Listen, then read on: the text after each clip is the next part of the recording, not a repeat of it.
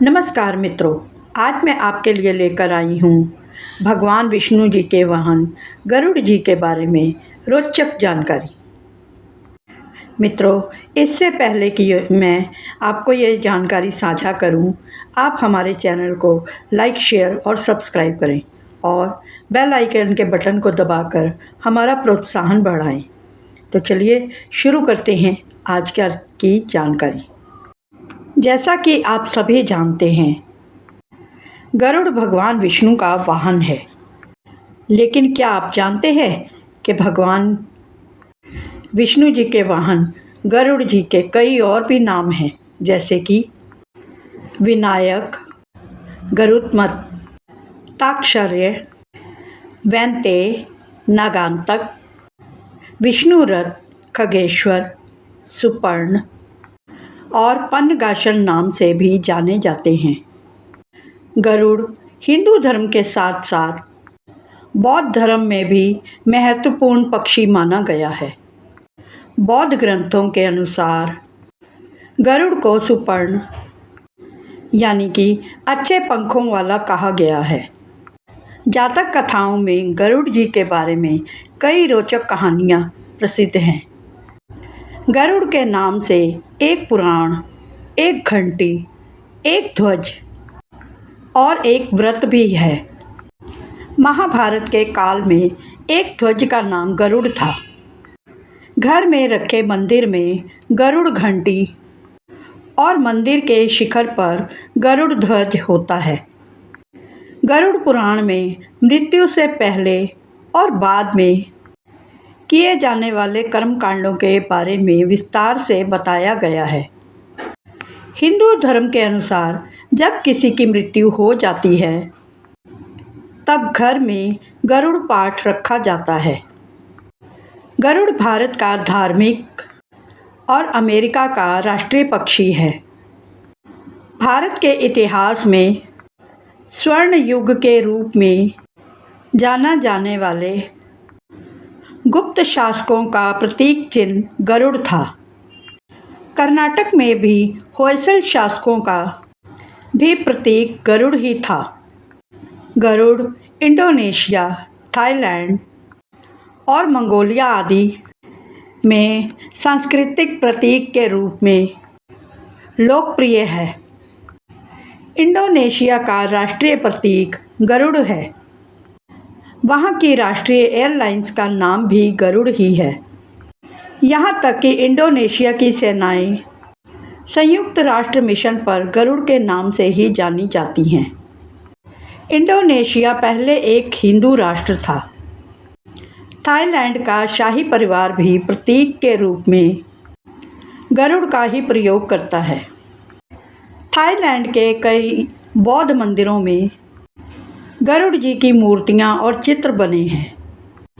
Mongolia की राजधानी Ulaanbaatar का प्रतीक गरुड़ ही है। ऐसा माना जाता है कि प्राचीन काल में गरुड़ जी की एक ऐसी प्रजाति थी जो कि बुद्धिमान मानी जाती थी और उसका काम संदेश और व्यक्तियों को इधर से उधर ले जाना होता था। कहते हैं कि यह इतना विशालकाय पक्षी होता था जो कि अपनी चोंच से हाथी को उठाकर उड़ जाता था। गरुड़ जैसे ही दो विशालकाय पक्षी रामायण काल में भी थे, जिनका नाम जटायु और संपाति था। ये दोनों भी दंडकारण्य वन में रहते और विचरते रहते थे। पक्षियों में गरुड़ को सबसे श्रेष्ठ पक्षी माना जाता है। यह समझदार और बुद्धिमान होने के साथ साथ तेज गति से उड़ने की क्षमता भी रखता है। गरुड़ के बारे में पुराणों में अनेक कथाएं मिलती हैं। रामायण में तो गरुड़ का सबसे महत्वपूर्ण पाठ है। प्राचीन वैष्णव मंदिरों के द्वार पर एक ओर गरुड़ है तो दूसरी ओर हनुमान जी की मूर्ति आवेष्टित की जाती है।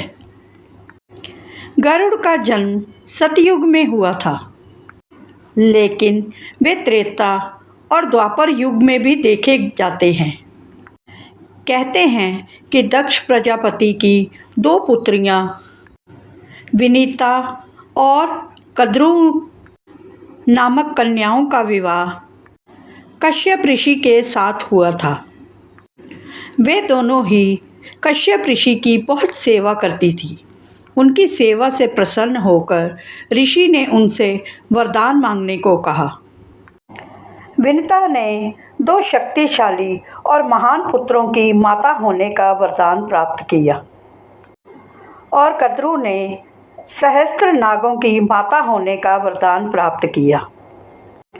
वरदान स्वरूप विनीता ने 2 अंडे दिए। एक अंडे से अरुण का और दूसरे अंडे से गरुड़ का जन्म हुआ।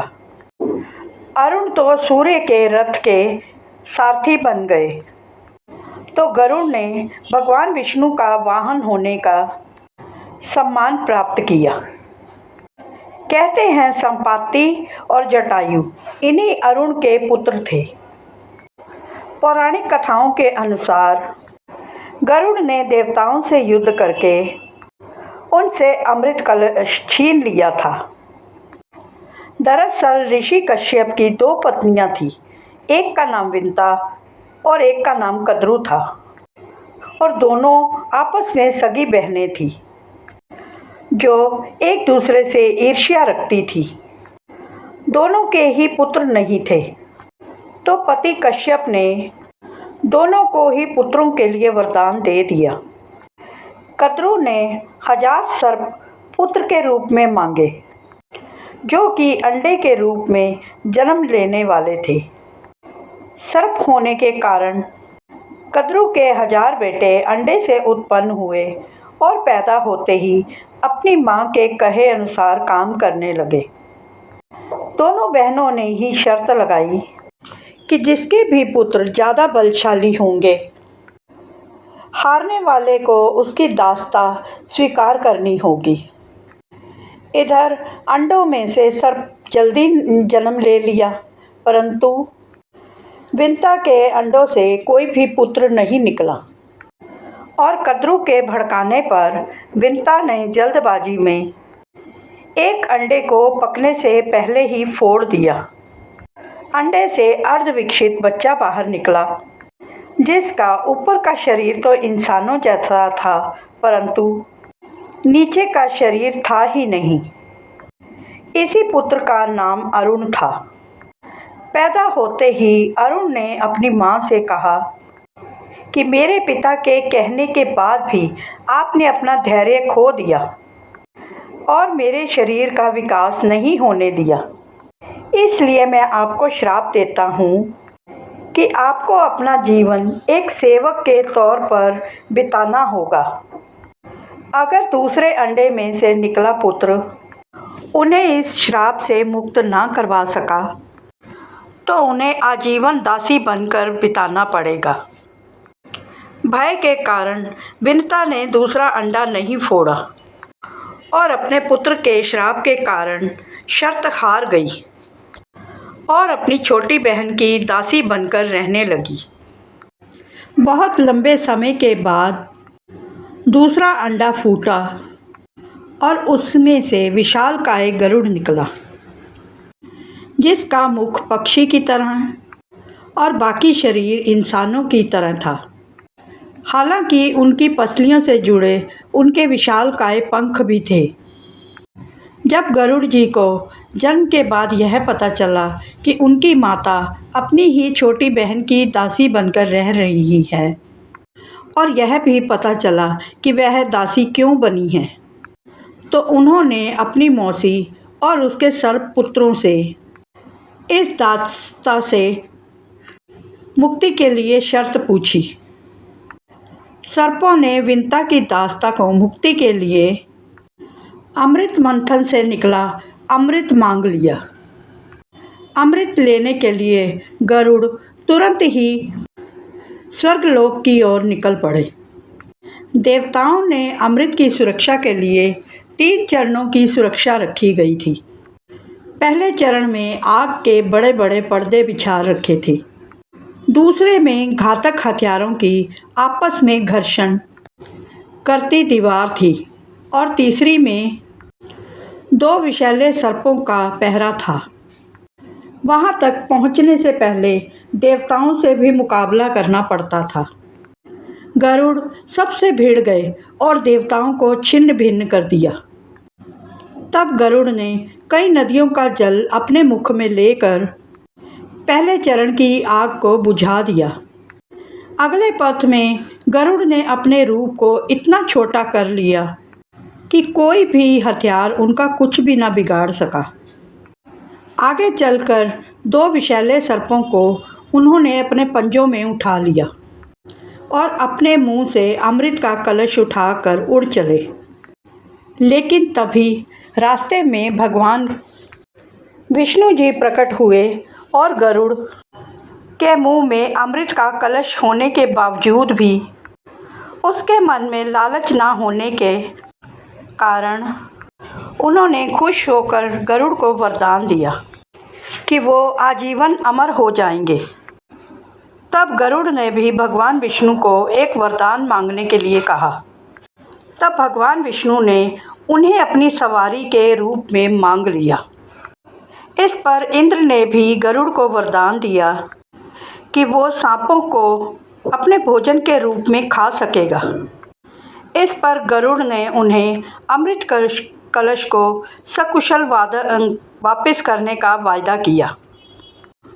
अंत में गरुड़ ने सर्पों को वह अमृत कलश सौंप दिया और भूमि पर रखकर कहा, यह रहा अमृत कलश, मैंने आपको यह लाकर सौंप दिया है, लेकिन इसके पीने से पहले यह अच्छा रहेगा कि आप इस पवित्र कलश को हाथ से छुएं। पहले आप स्नान करके आएं।